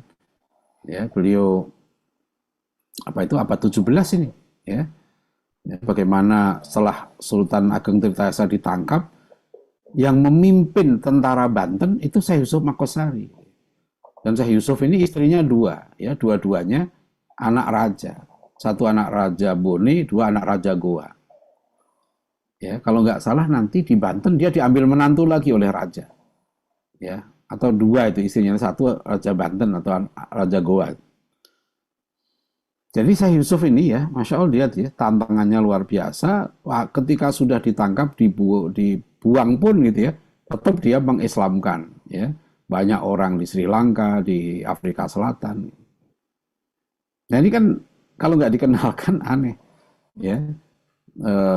Syekh Abdul Somad Al-Falimbani ini dahsyat sekali. Sampai di pesantren At-Taqwa sini ada gedung Syekh Abdul Somad Al-Falimbani. Ya. Kitab-kitabnya juga diajarkan, ya. Para santri juga ada yang presentasi tentang ini, apa konsep jihadnya Syekh Abdul Somad Al-Falimbani ini. Karena dia ini yang kata Sunuk Urgronya nih, Syekh Abdul Somad Al-Falimbani inilah sumber rujukan utama berbagai karya mengenai jihad dalam perang Aceh yang sangat panjang melawan Belanda. Ya, jadi beliau ini seorang ulama yang menjadi inspirasi gitu ya bagi jihad di Nusantara ini. Nah, kan aneh kalau kemudian orang nggak kenal kan, padahal kitabnya ada sampai sekarang. Nah, ini resolusi jihad. Ini dahsyat, ini yang saya pernah di satu sekolah Islam ya. Ada waktu itu pemutaran tentang film 10 November gitu. Ketika saya lihat ini di sekolah Islam kok diputar film 10 November, nama Ki Hasyim Asy'ari sama sekali nggak disebut. Waktu itu beliau itu pemimpin tertinggi umat Islam loh. Ya. Ketua Majelis Syuro Masyumi gitu. Nah itu saya bilang ini nggak bener nih film ini. ya menyebut peristiwa 10 November, nggak menyebut nama Ki Hasyim Asy'ari. Nah, itu nggak benar. Ya, sampai waktu itu kan ini lihat nih Belanda apa respon terhadap fatwa jihad itu 60 million kaum muslimin Indonesia siap berjihad fi sabilillah. Nah, ini kan dahsyat. Saya ambil contoh lihat ya, bagaimana Ki Haji Ahmad Dahlan diangkat sebagai pahlawan nasional dengan Kepres 657 tahun 61 oleh Presiden Soekarno. Apa pertimbangannya? Haji Ahmad Dahlan telah mempelopori kebangkitan umat Islam untuk menyadari nasibnya sebagai bangsa terjajah yang masih harus belajar dan berbuat. Jadi menyadarkan sebagai bangsa terjajah. Nah, itu penting ya. Nah, sekarang kita penting juga memahami. Nah, ini beberapa momentum penting ya. Sekarang ya, kalau kita mengajar sejarah nggak perlu semuanya, tapi momentum-momentum penting harus diajarkan ya. Sejak misalnya masuknya Islam di Indonesia gitu ya. Jadi cara pandang sejarah, misalnya kalau dibilang puncak peradaban Islam, itu ya ketika Islam masuk itu kan, maka puncak peradaban Islam di masa Nabi dan seterusnya. Nah, yang terakhir ya 5 komunikasi. Ya, jadi kewajiban kaum muslimin itu ya kalau istilah penyair Mesir ya, Shauqi Beg itu kan innal hayata aqidatun wa jihadun. Ya. Jadi hidup itu intinya bagaimana menguatkan akidah dan berjuang di jalan Allah. Maka orang yang berjuang di jalan Allah, yang berdakwah, amar ma'ruf nahi mungkar, itu orang terbaik karena dia melanjutkan perjuangan para nabi. Nah, komunikasi ini sebetulnya di situ, ya, untuk bagaimana seorang anak itu mampu ya menjalankan aktivitas dakwah dengan baik. Pak Taufik Ismail itu berapa kali ya ngomong dengan saya, mengenang kalau dulu di zaman Belanda, di zaman dulu ada pelajaran mengarang di sekolah-sekolah itu. Jadi anak itu dilatih untuk menulis. Ya, saya tanya Pak Taufik itu menulis puisi sejak umur berapa sih, saya tanya.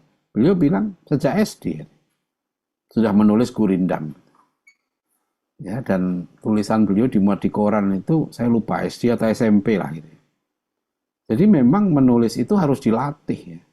Sebab orang yang menulis dia mampu mengkonstruksi idenya. Ya, makanya waktu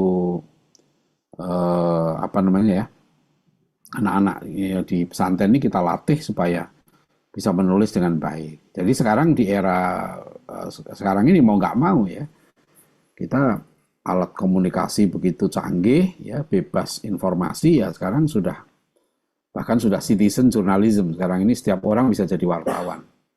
Maka harus dilatih ya, punya skill komunikasi. Ini juga bagian dari era disrupsi yang kita bahas ya. Di era disrupsi ini ya, kita harus ini kata pemerintah malah dulu ya, menyiapkan 4C kan. 1, critical thinking. Critical thinking ini berpikir komprehensif ya, berpikir yang matang, berpikir yang jernih, ya, berpikir yang benar. Jadi enggak asal-asalan gitu ya. Jadi berpikirnya itu teratur, rapi, ya.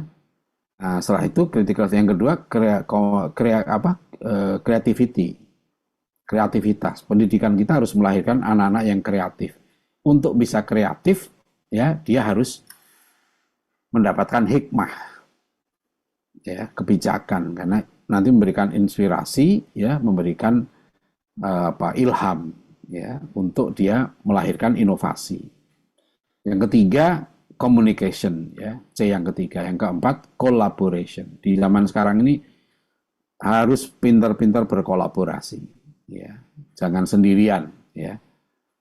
Nah, ini Bapak Ibu sekalian ya. Jadi menurut pengalaman kami gitu ya, insya Allah kalau 5 hal ini ya diberikan dengan baik pada anak-anak kita, ya, insya Allah ini menjadi kunci, ya, pembuka untuk dia sukses. Ya, bahasa sekarang ini di era disrupsi, informasi begitu melimpah. Jangan sampai itu ya, anak-anak ini jenuh dengan informasi, malah tidak mampu untuk mengembangkan diri. Ya, saya setuju ada seorang pakar pendidikan ngomong begini, yang penting sekarang ini, ya, yang penting gitu ya, bukan bagaimana anak menguasai sesuatu. Tapi yang lebih penting dari itu adalah dia siap belajar apa saja. Karena perkembangan yang begitu cepat. Ya, ada sains dan teknologi dan sebagainya gitu. Jadi ini dasar ya. Jadi kalau anak sudah, kalau bahasa Dewan Dakwah begini, yang penting anak kita didik itu 3 hal. Ya, dia punya sifat 3. 1, cinta ilmu. 2, cinta dakwah. 3, berakhlakul karimah. Ini tagline pendidikan kita. Ya, kalau 3 ini bisa teraih, wah itu keren. Cinta ilmu, cinta dakwah, berakhlakul karimah. Nah, demikian kira-kira ya 5 kunci sukses pendidikan Islam. Kalau kita bahas satu persatu nanti insya Allah lebih mendetail, tapi secara gambaran besarnya seperti itu. Terima kasih. Billahi taufiq wal hidayah. Assalamualaikum warahmatullahi wabarakatuh. Waalaikumsalam warahmatullahi wabarakatuh. Jazakallah khairan jaza. Dia orang yang sangat luar biasa tentang yang kami pahami adalah tujuan akhir dari pendidikan anak kita adalah pendidikan agama atau pendidikan Islam. Nah, ini mungkin menjadi soalan juga buat kita.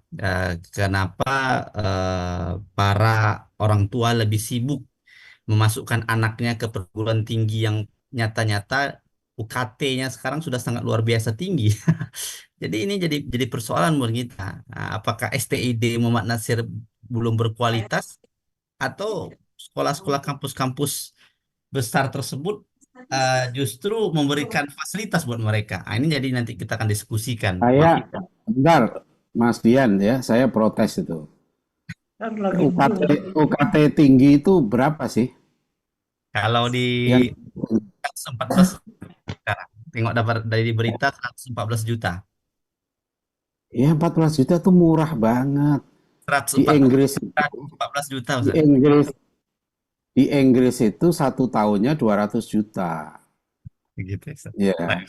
jadi itu bukan tinggi, cuma kita nggak bisa bayar. Itu murah itu 14 juta itu. Iya Pak, saya setuju Pak. Artinya murah pun kita nggak bisa Murah, bayar gitu loh. 14 juta itu murah banget. Ya, Jadi baik. ini banyak yang salah, itu salah worldview. Oh, Ya. baik. Kalau, kan saya bilang, kalau membayar kita lebih, asal ilmunya manfaat ya. Kalau dia bayarnya makin tinggi, itu artinya infaknya makin besar. Makanya kan di STID Muhammad Natsir yang kelas khusus jurnalistik, anak saya di situ 2 orang, ya bayarnya minimal 7 juta 1 semester. So Ya, tahu jangan, lu, jangan diremehkan gitu loh. Belajar agama, remehkan. Quran, gitu ya. Itu Oh, minimal yang mampu. gue tonjok juga lu. Iya Pak, saya juga nggak setuju Pak kalau dia bilang mahal tadi. Murah, cuma dia nggak bisa bayar. Nah, tugas Iya Pak, dia pemerintah. aja yang miskin Pak, nggak bisa So bayar. tahu lu bapak-bapak. Jadi gini, kalau nggak bisa bayar, tugas pemerintah ngasih bayaran gitu loh. Sebetulnya itu masalahnya. Kalau saya sih usulnya ya, perguruan tinggi negeri itu diswastakan aja semua. Ya, Woi, ngatur lu, so tahu banget dah. Baik, ngapain dia apa itu ini ya? baik, baik, Ustaz. Ya oke, Baik, itu aja. Terima kasih. baik, Ustaz. Baik. Mungkin diskusinya sangat menarik ya. Tapi kita akan buka sesi diskusi ya pada hari sesi kedua ini. Tadi tampaknya Ustadz Hadi Nur Ramadan yang pertama kali raise hand ya. Kami lihat dari sini. Mungkin Ustadz Hadi Nur Ramadan bisa memberikan tanggapan tentang pemaparan dari Ustadz Adian. Silahkan Ustadz, dipersilahkan. Ustadz Hadi Nur Ramadan ya dari Pusdok Tamadun. Tafadhol Ustadz. Sadar Bener ini banget kalian nih, nggak valid argumen kalian nih. Udah, bubarin aja meeting ini. Jangan lanjutkan. Jangan, bubarin aja kok. Apa? ya udah biasa. Ya, silakan Ustaz Hadi. Ya, Assalamualaikum warahmatullahi wabarakatuh. Ustadz Adian dan semua keluarga besar Dewan Dakwah, sehat walafiat. Menarik Ustadz tadi apa yang disampaikan Ustadz ya, karena ini momen tanggal 17 Mei ini adalah pertama momen Hari Perbukuan Nasional, Hari Buku Nasional ya. Dan buku itu tidak bisa lepas dari denyut budaya ilmu yang tadi disampaikan oleh Pak Adian, cukup menarik gitu ya. Artinya bangunan budaya ilmu itu ya salah satunya jantungnya perpustakaan. Saya begitu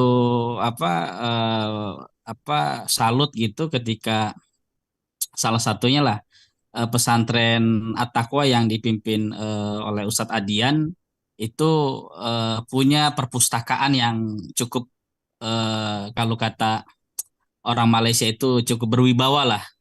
Nah, banyak lembaga-lembaga pendidikan Islam kalau kita lihat ya Ustadz ya, tidak banyak buku gitu.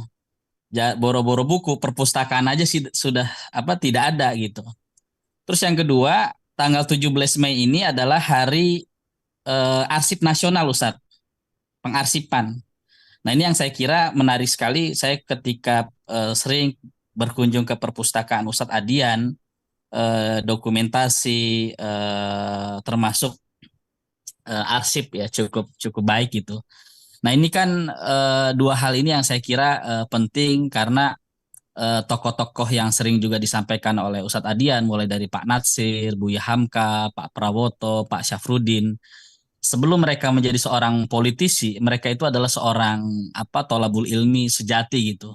Bagaimana seorang aktivis dari Jong Islami Tenbon, JIP, yang dipimpin oleh Syamsur Rijal, Kasman Singodimejo, Pak Nasir, Pak Rum, mereka itu hidup dengan budaya ilmu gitu. Tradisi mereka mendatangi para guru atau kita sebut dengan mulazamah, Haji Agus Salim, Syekh Ahmad Sorkati, lalu kemudian Tuan Hasan dan sebagainya yang itu hilang di generasi kita hari ini gitu Ustadz. Jadi mungkin mohon arahannya Ustadz bagaimana pesantren-pesantren kita, wabil khusus pesantren yang katakanlah jaringan baik BKSPPI maupun pesantren yang terjaring dengan Dewan Dakwah, setidaknya yang pertama membangun budaya ilmu, itu yang saya tangkap, dan yang kedua bagaimana membangun pewarisan nilai. Nah, ini kan menarik ya Ustadz Adian. Tadi saya pagi ke rumah Pak Lukman, Pak Adian.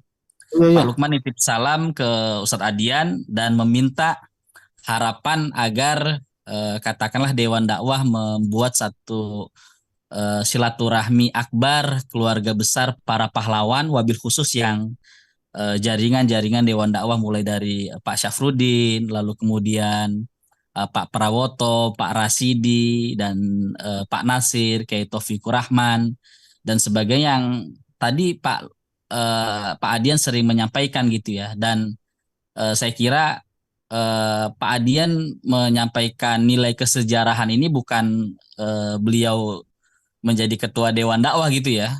15 tahun ke belakang Pak Adian sangat gencar menyadarkan dan mengkampanyekan sejarah kepada kita, wabil khusus lembaga-lembaga pendidikan Islam, karena dari situlah akan melahirkan generasi yang patah tumbuh hilang berganti, melanjutkan perjuangan misi kenabian. Makasih Ustadz, ini luar biasa bagi saya, ini ngaji pendidikan satu vitamin untuk membangkitkan hazanah bapak-bapak kita Ustadz. Makasih Ustadz. Assalamualaikum warahmatullahi wabarakatuh. Waalaikumsalam. Terima kasih Ustadz Dadi. Ustadz Dadi ini alumni STID Muhammad Atsir angkatan berapa ya? Lulus 2012 Ustadz. 2012 ya. Angkatan berapa itu? Berarti lupa Ustadz. Angkatan 6 ya. Karena saat itu di STID kan kita digabung wisudanya. Oh iya, baik, terima kasih. Jadi Bapak Ibu sekalian ya, memang salah satu kehebatan ya. Jadi ironinya banyak terjadi di kita. Pendidikan itu terlalu pragmatis pada umumnya. Gitu. Jadi anak-anak itu dicekoi bahwa kamu kalau sukses ya nanti lulus di sini, sekolah di sekolah favorit, nanti masuk perguruan tinggi favorit. Yang dimaksud favorit itu adalah kamu bisa kerja, dapat kerja yang mudah. Gitu. Jadi dia nggak diarahkan bagaimana menjadi pemimpin, menjadi pemikir.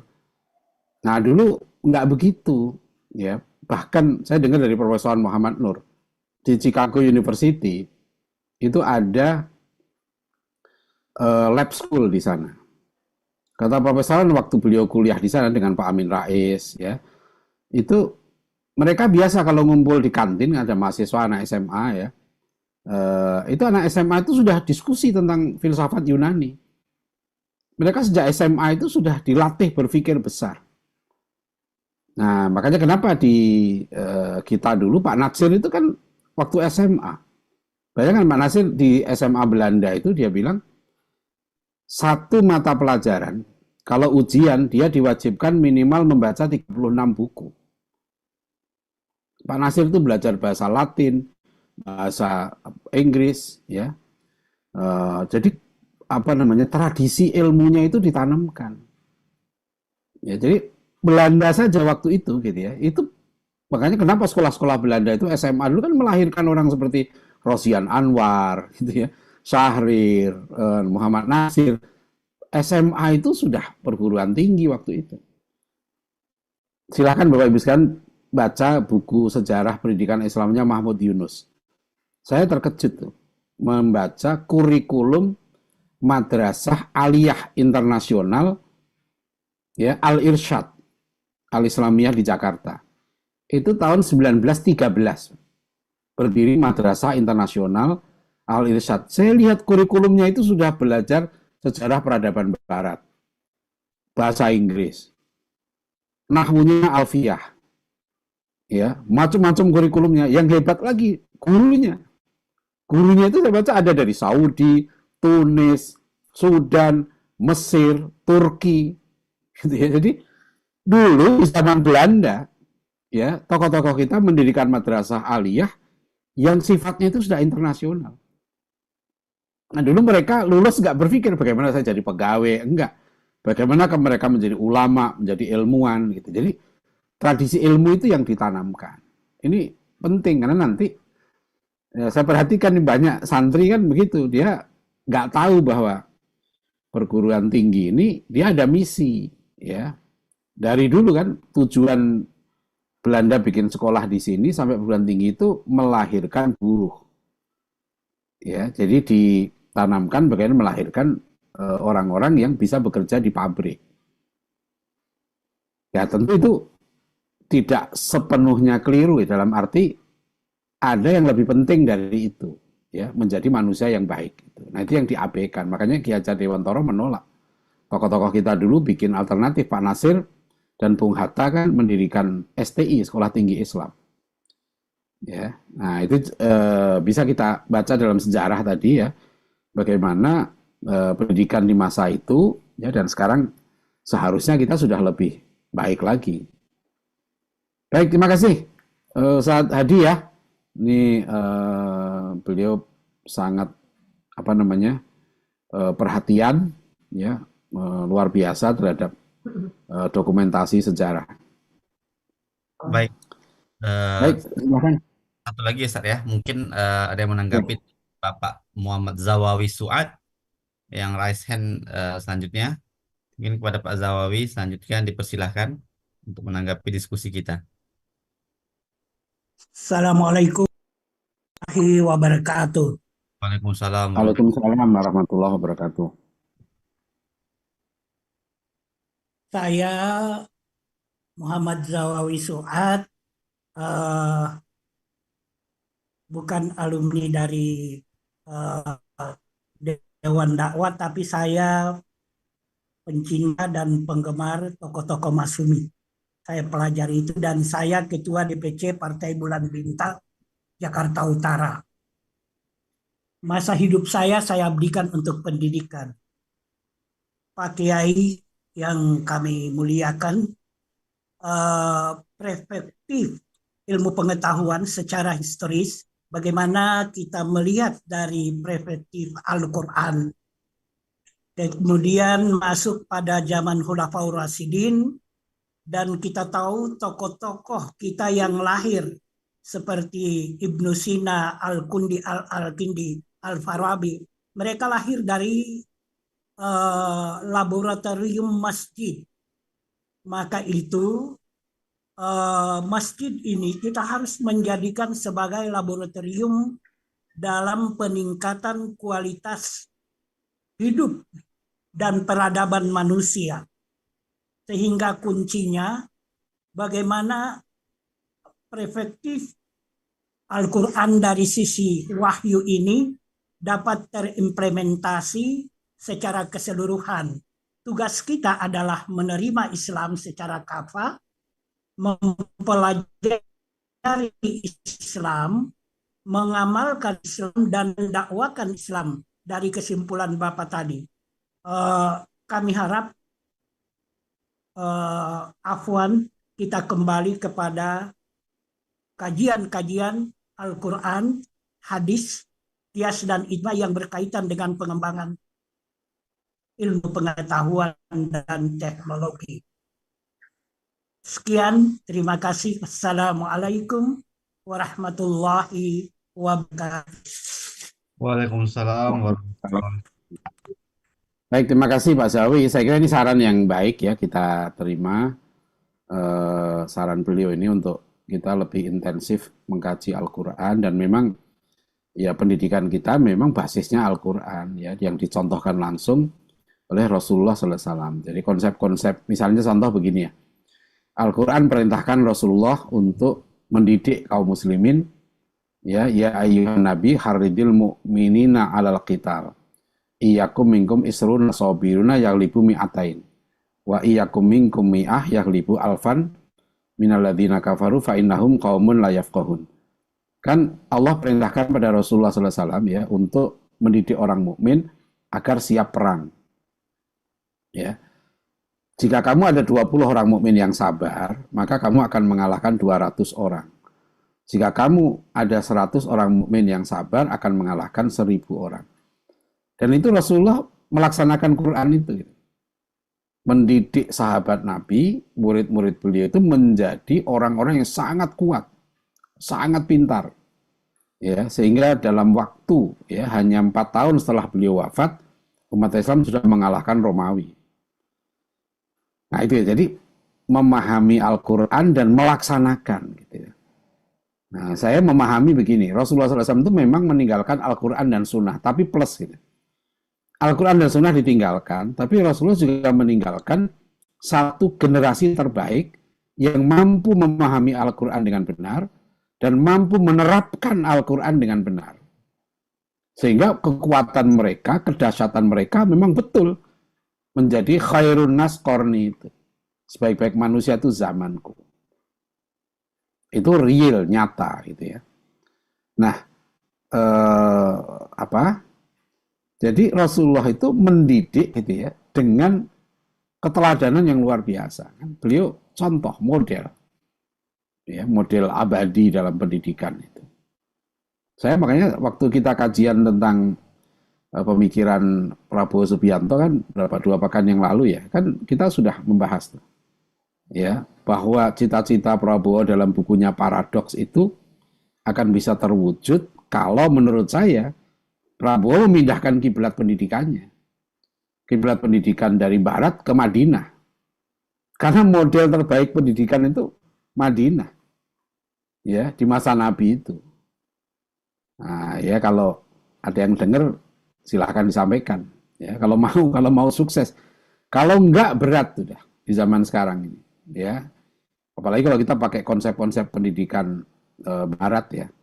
Ya kita tidak a priori loh. Rasulullah SAW itu juga mengambil nanti teknologi dari Persia, ya teknologi administrasi dari Romawi. Rasulullah ambil tidak a priori, tapi worldview-nya, ya pandangan mereka. Sahabat Nabi itu kan menaklukkan dunia, tapi hidupnya tidak cinta dunia. Itu kan susah itu.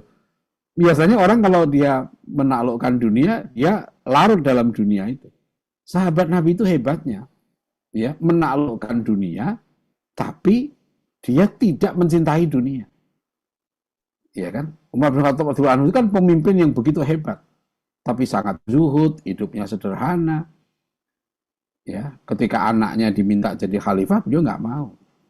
Jadi betul Pak Zawi ya. Jadi memang Al-Quran ini harus kita kaji, kita pelajari untuk diaplikasikan dalam konteks yang sekarang. Tadi misalnya Pak Zawi menyebut ya tentang masjid ya sebagai pusat pendidikan, itu betul. Ya, saya sudah pernah menyampaikan kepada DMI, Dewan Masjid Indonesia Palu, waktu kajian di sana. Kita harus sekarang membentuk, saya sebut namanya UMI, Universitas Masjid Indonesia. Karena sekarang ini era online, era disrupsi. Ya, kalau soal cari gelar dari S1 sampai S3 sekarang udah bisa online. Kalau mau cari gelar ya. Kalau mau cari informasi itu mudah sekali sekarang. Tapi yang kita perlukan sekarang adalah guru, kiainya, ya, ulamanya. Karena dulu semua ulama kita lahir dari guru yang ulama juga yang hebat. Pak Natsir itu menjadi pemimpin hebat, lulusan SMA kan beliau. Tapi beliau berguru dengan guru-guru hebat kan. Beliau berguru dengan A. Hasan, Syekh Surkati, Haji Agus Salim, ya dan sebagainya gitu. Itu Pak Nasir tuh. Buya Hamka coba lihat.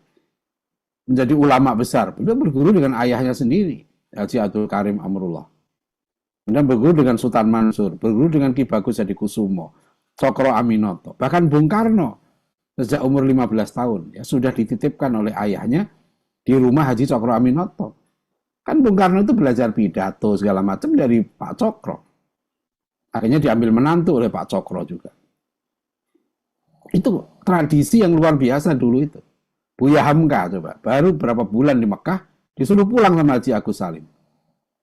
Ya, kamu nyari ilmu tuh di Indonesia, ya, sama belajar sama bapak kamu, sama ulama-ulama di Indonesia, dan kamu harus berjuang di Indonesia. Buya Hamka nurut tuh sama Haji Agus Salim, dan dia berterima kasih. Karena betul untuk menjadi ulama yang pemimpin, ya, itu bukan hanya ngaji, tapi aktif di masyarakat. Itu yang dilakukan Pak Nasir kan. Beliau rajin mencari ilmu, rajin belajar, tapi juga aktif dalam perjuangan. Ya, beliau menjadi guru. Itu juga yang dilakukan oleh Panglima Besar Sudirman. Beliau guru Muhammadiyah dengan gaji 20 gulden waktu itu. Kita bisa gambarkan gini ya, lulusan SMA zaman Belanda, jadi pegawai pemerintah itu gajinya 150 gulden, Pak. Panglima Sudirman jadi guru Muhammadiyah, jadi kepala sekolah Muhammadiyah, gajinya itu 20 gulden. Ya, jadi berapa ininya kan? Itu Panglima Sudirman tuh guru. Nah, itu tadi ya, Pak ya. Jadi pentingnya untuk kita memang menjadikan masjid, tapi bukan bangunan masjidnya yang penting. Manusia yang di masjid itu. Jadi kadang-kadang ada masjid, saya perhatikan ya, perpustakaannya lengkap, hebat gitu ya. Tapi nggak ada yang mengunjungi. Karena anak-anak yang di situ nggak diberikan materi bagaimana mencintai ilmu. Ya. Jadi akhirnya bangunan perpustakaan itu kosong. Mereka nggak dilatih bagaimana membaca buku, bagaimana menulis, bagaimana berdiskusi, bagaimana memecahkan masalah. Nah, itu saya perhatikan masih banyak nih ya, biasanya lembaga pendidikan kita kurang menurut saya ya, memberikan porsi latihan berpikir. Anak-anak dilatih untuk memahami masalah dan dilatih untuk memecahkan masalah itu. Ya. Nah, itu wallahu alam bisawab. Silakan. Baik. Mas Dian ada lagi? Ya, baik, masih bisa satu lagi, Ustaz? Bisa, 10 juga bisa. Baik, insyaallah. Ini yang raise hand yang ketiga mungkin Ustaz ya dari Ibu Etik Sulistio ya, Ratri TK Afi Insan. Ibu Etik masih berada di Halo? Ya. Halo? Insya Allah. Bu Etik masih ada? Kok sepertinya ada gangguan. Ya, mungkin lagi ada gangguan. Atau Yang berikutnya ya. kita lanjut yang keempat lah mungkin ya, buat Pak Ya. Nggak apa-apa, dilompatin dulu. Pak Muhammad. Nanti kalau sudah.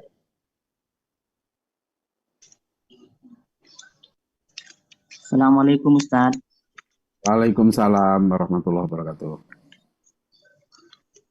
Terima kasih atas kesempatannya dan sangat menarik, dan saya sangat suka mendengar kajian-kajian dari Ustadz. Kemudian yang ingin saya tanggapi dan mohon ditanggapi juga tadi pernyataan dari Kiai Gontor ya, bahwa orang besar itu adalah yang mengajar, salah satunya yang mengajar di pelosok-pelosok dan lain sebagainya.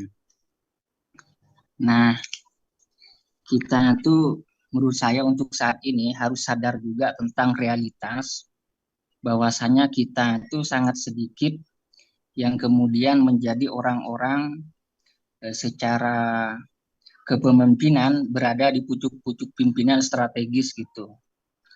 Dan ini menurut saya juga perlu adanya sekolah kepemimpinan yang diseriusin, terutama bagi umat Islam. Karena kalau tidak diseriusi, maka kemudian yang terjadi kita kalah terus seperti yang kita rasakan saat ini. Itu yang pertama. Kemudian yang kedua adalah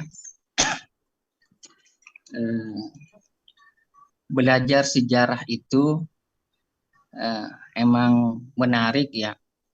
Dan alangkah baiknya juga misalkan ada referensi yang kemudian direkomendasikan untuk anak SD, SMP, dan lain sebagainya, bukunya apa, terbitan mana gitu. Karena ada salah seorang ustadz juga yang kemudian entah dia referensinya dari mana, yang terbaru yang saya dengar adalah ada kemudian ringkasan dari Api Sejarah itu. Jadi Api Sejarah karya Profesor Mansur Suryanegara itu kemudian ada buku ringkasannya. Dan itu yang sekarang oleh salah seorang ustadz ini yang dianggap benar gitu. Apa memang seperti itu atau ada versi lain yang kemudian bisa dijadikan oleh kita semua, terutama yang ingin memperbaiki cara pandangnya dan punya kebanggaan terhadap sejarah masa lalunya, terutama di Indonesia, maka mohon kemudian ada rekomendasi buku sejarah yang mana yang harus dipelajari di sekolah-sekolah. Itu mungkin aja Ustadz yang bisa saya sampaikan. Mohon tanggapannya, kurang lebihnya mohon maaf. Assalamualaikum warahmatullahi wabarakatuh. Waalaikumsalam warahmatullahi wabarakatuh. Kalian juga akan kami Terima kasih. Saya mau memperdengarkan ya tadi yang Kiai Imam Besar kasih itu. Di YouTube ada tuh. Kalian juga akan kami didik untuk menjadi kader-kader pemimpin dan juga belajar untuk menjadi orang besar. Apa itu orang besar? Apakah mereka yang jadi pengusaha besar atau jadi ketua partai, ya? Ketua ormas Islam yang besar? Bukan itu yang saya maksud orang besar. Orang besar itu adalah mereka yang lulus dan keluar dari pesantren ini dengan kemudian dengan ikhlas mengajarkan ilmunya kepada orang-orang di pelosok-pelosok desa. Sampai di kaki-kaki gunung, dimanapun mereka berada, di bukit-bukit atau di kolong jembatan sekalipun. Itu yang saya maksud orang besar. Ribut lu, goblok, bapak-bapak bego. Tahu lu bapak-bapak begadang bego lu.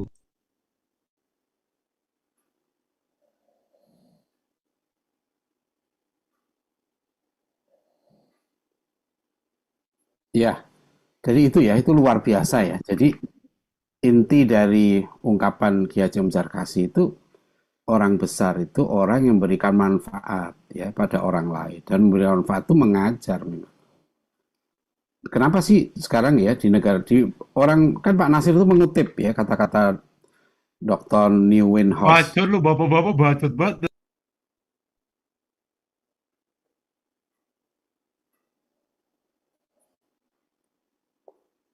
Ya, jadi Dr. Nieuwenhuis itu mengatakan kan kemajuan suatu bangsa ditentukan oleh sekelompok guru ya yang ikhlas berbuat untuk bangsanya.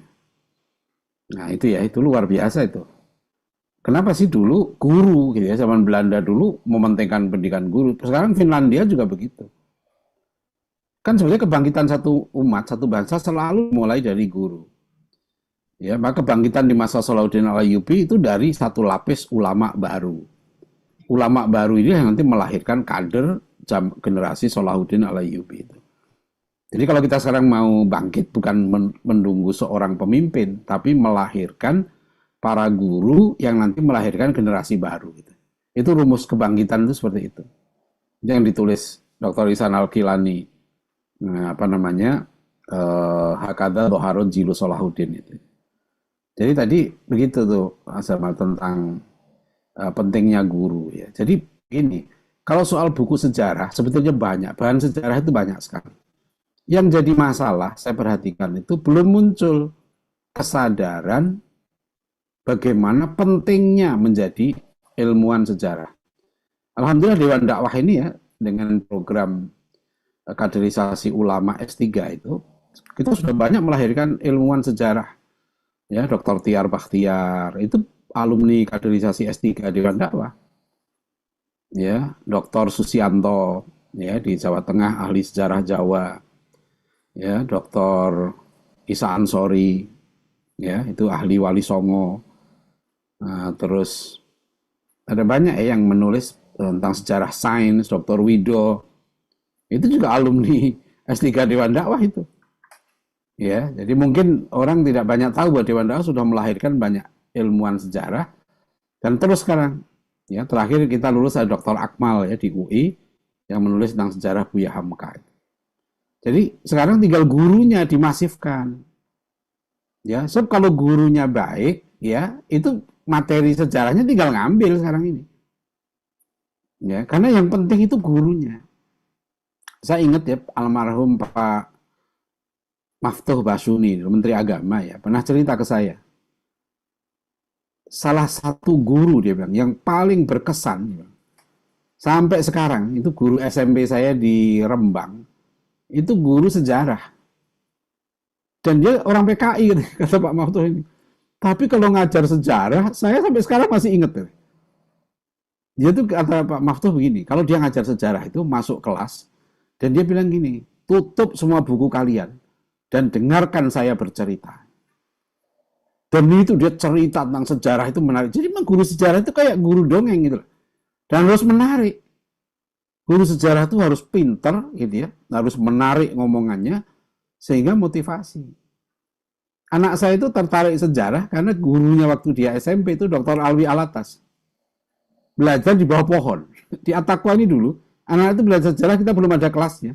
Belajar di bawah pohon, gelar stiker. Tapi yang ngajar seorang ahli sejarah yang punya semangat jihad untuk menanamkan semangat belajar sejarah dengan benar itu. Itu penting sekali faktor guru sejarah.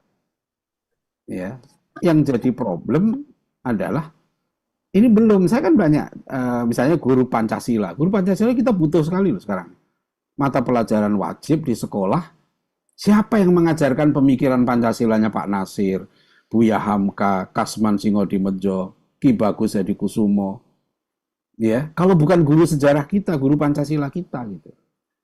Nah, kita punya Dr. Suidat di Attaqwa ini alhamdulillah, dia nulis disertasi doktor ya tentang pemikiran Pancasila para tokoh-tokoh Islam.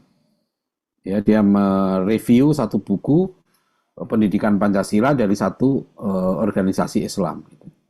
Jadi gitu tadi ya, Mas Jamal ya. Kalau materinya mudah, Mas. Materinya melimpah sekarang. Siapa gurunya itu yang penting.